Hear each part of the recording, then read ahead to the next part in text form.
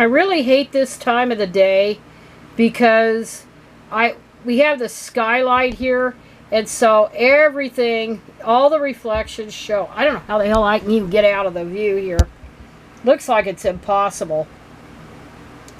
But I recorded a video earlier, and I kind of wanted to keep the sound, but my reflection showed up so much that I didn't want to keep the reflection part of it. I mean, mine's still showing, but I want to keep the audio. And today there was this article from the Daily Mail. That's kind of showing a little bit too much, but it was about Jordan Peterson. But this is what, so that people know where I got this latest thing from him. But I'm going to go ahead and keep the soundtrack on, so we'll see how that works. The one-time YouTube... Oops. Let's go back. Let's go. All right.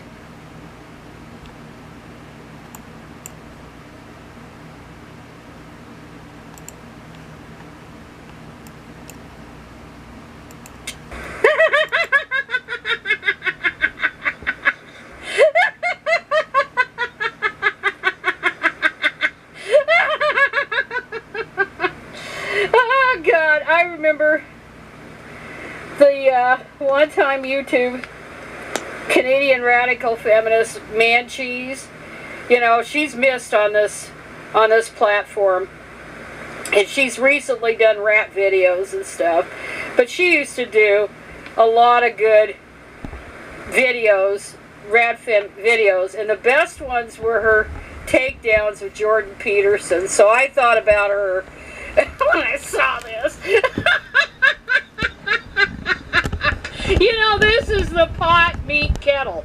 Yes, Jordan Peterson has had, you know, he's the Canadian psychologist, and he's kind of abandoned that in favor of making oodles of money off of YouTube and such, and writing books, crap books that are lifted from the likes of James Dobson and stuff. But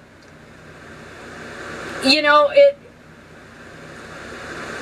you wonder how a guy like that ever even got a PhD, because he's pretty damn dumb.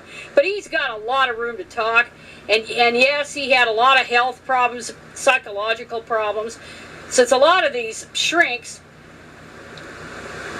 not all of them of course, but a lot of them have their own psychological baggage, and he had drug dependency issues. He almost died, and he already looked pretty bad before he had that problem a couple of years ago. But now he looks like, I mean, he looks like a carcass. Walking, talking carcass. Looks pretty bad. I expect turkey vultures to be following him everywhere he goes. But he's back, and he's, you know, as petulant as ever, you know, and stuff. And I was reading a little bit of his shit. Actually, today, I was looking at a little bit of his shit about enforced monogamy. You know, he wants a return of the 1950s, and he was born in, I think, 1962, maybe 1963, so he has no memory of how shitty that era was.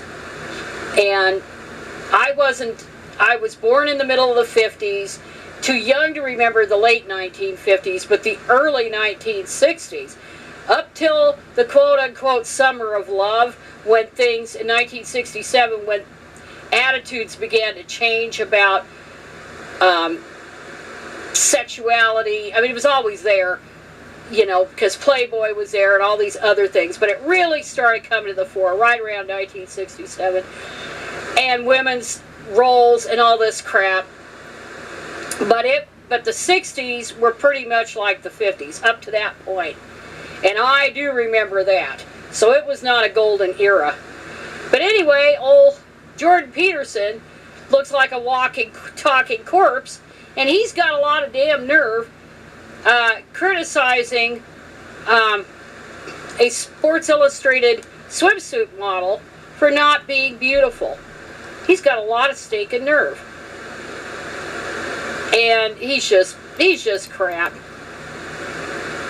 And actually, what the hell is the problem? What they're doing here, it's, there are women who are allegedly plus size, whatever that means.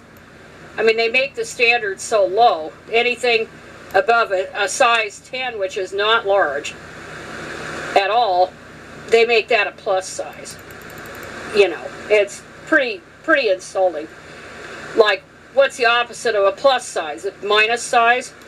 But anyway, this is the picture. So he was upset with this woman.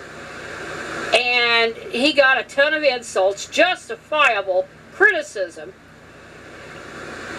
on Twitter because he trash talked her. He can dish it out, but he can't take it. And so this poor little baby decided he was going to quit Twitter and take his toys and go home. Peterson, 59, but looks about 89, who is famous for his stances against political correctness and woke ideologies. He's stupid as shit. Anyway, shared his views on the magazine's latest cover star, Yumi Nu, on Twitter on Monday, posting an image of the 36-year-old curvy model shoot while writing, "Sorry, not beautiful. No amount of authoritarian tolerance is going to change that." Well, that's your opinion. That's not a fact. I suggest to old Peterson that he know the difference between an opinion and a fact. And within seconds of posting his tweet, Peterson was met with a flurry of criticism from other users, many of whom began taking aim at his own appearance, and believe me, he looks like shit. Labeling him an ass and a freak. I fill in the asterisk. Yeah, he is a damn freak. And there's more photos.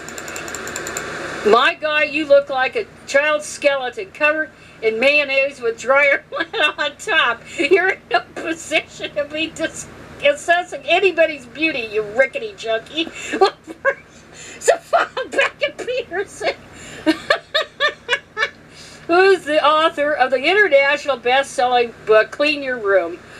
That's what I call it. Others flipped the script by copying the words of a psychologist's tweet and reposting him with a picture of him. Initially, Peterson stuck to his guns, firing back at panderers and insisting that the decision to feature a plus-size woman on the cover of Sports Illustrated swimsuit was a conscious and cynical manipulation of the oh-so-virtuous politically correct. No, they've been doing it for years, shithead. Not only that, but they have cross-dressing men featured on the cover. Gee, Jordy, are you going to criticize them for doing that? Because they've done that a couple of times. In another tweet he added, "It's a conscious progressive attempt to manipulate and retool the notion of beauty, reliant on the idiot philosophy that such preferences are learned and properly changed by those who know better." It is an idiot philosophy that it is learned and it is conditioned by culture, because it varies according to the culture and according to the time in history. And this woman would have fit right in during the time of the painter Rubens.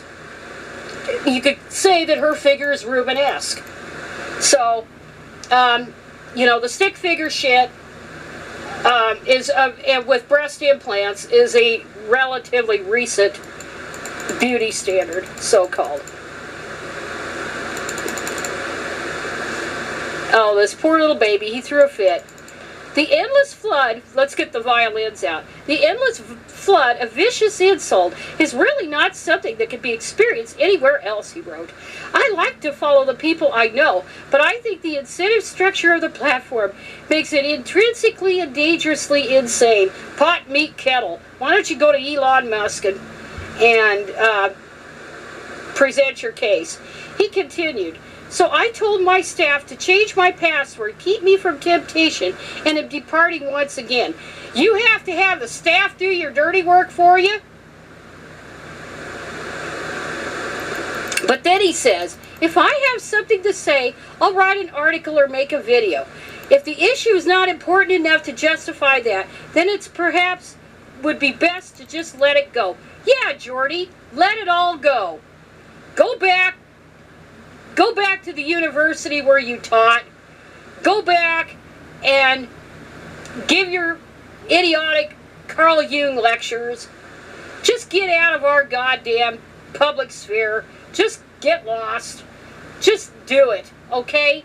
Save us the trouble. And that is it. And it says here, before I say that, before I sign off, it says here, despite his insistence that he was departing Twitter, Peterson's account remains active, and he continued to tweet. He's a liar, even claiming that he was exiting the social media site. However, he hinted that he will take his opinions elsewhere in the near future, writing, I plan to write an article on the technical reasons that Twitter is maddening us all too soon, very soon. Bye for now. Well, goodbye, Jordy. And that is it. Well, that's not quite it. That was the recording I made earlier. But I'll add this little thing here. Peterson's proposed departure from Twitter comes just weeks after he quit the platform for the first time, explaining that he felt a genuine relief during the 3 weeks that he spent away from the social media site, adding that he believes his life got worse against almost instantly following his decision to rejoin. Well, goodbye, Jordy. Really and truly. Good old narcissist. I recently stopped accessing Twitter for 3 weeks as an experiment, he wrote. I had some of my staff post video links, etc. It was a genuine relief. I started to read and write more. I started using it again a few days ago, and I would say that my life got worse again almost instantly. Everybody else's lives have gotten worse instantly too. So Peterson, don't let the door hit you on the backside if you actually do it. But anyway, and then the article just talks about his previous woes. But I thought, well, instead of making a whole new video, I would just put the soundtrack of the previous one, but without all the glare on it. Anyway, that is it for now.